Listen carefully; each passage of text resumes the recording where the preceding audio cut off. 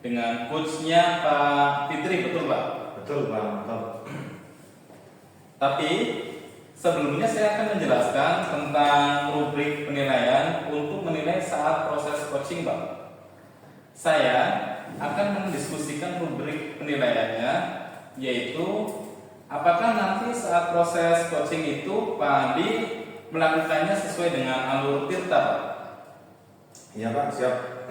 Misalnya, apakah dalam coaching nanti Pak Adi memberikan pertanyaan yang berbobot kepada coachee, kemudian respon coachee itu nanti bagaimana dengan pertanyaan-pertanyaan yang diajukan oleh Pak Fitri? Iya Pak, siap Pak. Selanjutnya, Pak Adi juga harus mengingat bahwa dalam proses coaching ada prinsip coaching seperti kemitraan, proses kreatif, dan pemaksimalan potensi Pak. Iya Pak. Sebelum proses coaching berjalan nanti, akan saya ajukan beberapa pertanyaan, ya Pak. Iya. Kompetensi coaching yang bagaimana yang ingin Bapak kembangkan? Kompetensi coaching yang akan saya kembangkan yang pertama itu adalah mendengarkan aktif dengan kesadaran penuh dan juga pertanyaan-pertanyaan yang berbobot. Terus yang kedua adalah kompetensi yang mana yang sangat ingin diobservasi Pak? Kompetensi yang akan saya kembangkan yaitu mendengarkan aktif dengan kesadaran penuh dan juga pertanyaan yang berbobot Pak. Kemudian yang selanjutnya, pertanyaan dari saya yaitu indikator ketercapaian dari tujuan pengembangan yang diinginkan pada proses coaching ini seperti apa Pak? Saya akan berusaha agar coaching itu mendapatkan solusi dari permasalahan-permasalahan yang sedang dialami sehingga coaching dapat menyelesaikan permasalahannya Pak. Oh begitu Pak. Kiranya itu saja pertanyaan saya sebagai bagian dari pra-supervisi ya Pak. Baik Pak, terima kasih.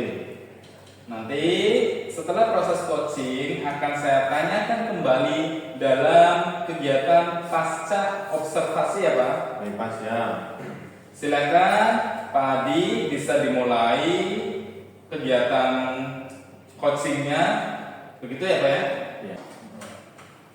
Assalamualaikum Pak Fitri. Waalaikumsalam warahmatullahi wabarakatuh Pak Adi. Gimana kabar Pak Adi hari ini? Alhamdulillah saya dalam keadaan baik. Pak Fitri sendiri bagaimana kabarnya? Saya lagi kurang enak nih Pak Adi. Loh, ada apa? Kalau saya perhatikan akhir-akhir ini Bapak terlihat murung, tidak seceria dan seperti biasanya. Itu dia Pak Adi. Saya ingin bertanya apakah Pak Adi ada waktu sekarang? Insya Allah ada Pak. Kebetulan saya juga sedang santai, sedang beristirahat. Anak-anak juga nanti akan mengikuti pelajaran pendidikan agama.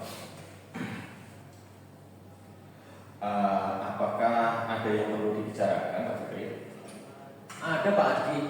Kalau Pak Adi ada waktu, saya mau curhat pendapat nih. Kebetulan hari ini kan tidak ada jam pembelajaran saya, tapi ini membutuhkan waktu yang agak lama Pak Adi. Tidak apa-apa Pak, silakan. Bagaimana kalau kita ngobrolnya di ruang sebelah saja Pak, supaya lebih nyaman kita curhatnya. Wah, ide bagus nih Pak Adi. Jadi apa nih yang bisa saya bantu Pak? Begini Pak, saya bingung mulai dari mana ya? Coba Bapak ceritakan apa yang Bapak alami dan rasakan saat ini. Apa punya beban yang sangat berat sampai saya lihat setiap hari murung terus itu Pak. Betul Pak Adi, saya itu bingung Pak. Beberapa anak ketika pembelajaran itu susah sekali disuruh untuk berbaris di lapangan, terus pas kegiatan pembelajaran sesekali ditegur nurut, baru sebentar lari-lari, baru sebentar lagi kejar-kejaran dengan teman yang satunya. Pokoknya ini bikin emosi lah Pak Haji. Oh, jadi Bapak itu sedang merindukan anak yang susah berbaris. Terus bagaimana Pak cerita lebih lanjutnya? Iya Pak, kalau anak tersebut terus seperti itu sangat mengganggu sekali terhadap siswa yang lain. Materi yang saya sampaikan itu akhirnya kurang dipahami sama siswa yang lain karena ulah mereka pada kegiatan pembelajaran jadi gaduh dan tidak efektif Pak Adi. Jadi menurut Bapak pembicaraan kita hari ini bertujuan untuk apa ya Pak? Saya ingin curhat dengan Pak Adi untuk mendapatkan solusi, menemukan solusi terbaik dari permasalahan yang saya hadapi Pak. Ya Pak, dengan senang hati mudah-mudahan pertemuan ini dapat menemukan solusi terbaik dari permasalahan yang Bapak hadapi. Terus terang apa? Saya kepikiran terus sama salah satu siswa saya yang sering membuat ulah tersebut Pak. Kalau seperti itu, kesempatan apa yang diinginkan Bapak agar anak tersebut kedepannya tidak seperti itu lagi Pak? Tentunya saya berharap agar anak tersebut kedepannya bisa beradaptasi seperti teman-teman yang lain, yaitu ketika mengikuti pembelajaran saya dapat mengikutinya dengan baik Pak Adi, seperti itu. Oke. Saya juga pasti akan mempunyai harapan yang sama Pak dengan Pak Fikri. Oh iya Pak, kalau melihat posisi Pak Fikri sekarang, dilihat dari skala 1 sampai 10, posisi Bapak sekarang itu berada pada skala berapa ya Pak? Saya kira posisi saya sekarang ini pada posisi skala 7 Pak. Ya, oke. Nanti plan ke depan dari skala 7 inginnya naik ke skala berapa Pak? Betul Pak. Nanti plan ke depan dari skala 7 ini saya inginnya naik ke skala yang lebih tinggi ya Pak Adi. Luar biasa Pak, seperti itu. Lalu bagaimana rencana Bapak ke depan? Hal apa yang akan Bapak lakukan untuk mengatasinya? Sebenarnya seperti tadi teguran lisan secara langsung itu sudah saya lakukan. Seperti itu Pak Adi. Kalau memang seperti itu, bagaimana cara Bapak mengatasi masalah tersebut? Saya akan mencoba menerapkan konsep segitiga restitusi dan akan menerapkan keyakinan kelas atau kesepakatan kelas di awal pembelajaran, seperti itu Pak. Wah, itu bagus itu Pak. Semoga bisa diterapkan kepada mereka ya. Iya Pak, saya yakin bisa dan harus bisa karena dengan cara ini anak-anak dengan sendirinya akan melakukan apa yang terus mereka yakini dan mereka sepakati sehingga harapan mereka untuk terus mengingat sesuatu hal yang mereka sudah sepakati bersama, seperti itu Pak. Itu juga bagus Pak. Selanjutnya, bagaimana dengan tindak lanjut yang akan Bapak lakukan ke depannya setelah menerapkan segitiga restitusi itu Pak? Begini Pak Adi, saya terus akan memantau perkembangan anak tersebut dan terus saya akan meminta bantuan kepada orang tuanya untuk ikut berperan aktif dalam membimbing anak-anaknya di rumah. Tepat Pak. Itu langkah yang sudah tepat menurut saya. Sekiranya apakah orang tua itu bisa diajak kerjasama Pak? Bisa Pak. Selain orang tuanya, saya juga Alhamdulillah Pak Adi, tadi sudah selesai ya proses coachingnya.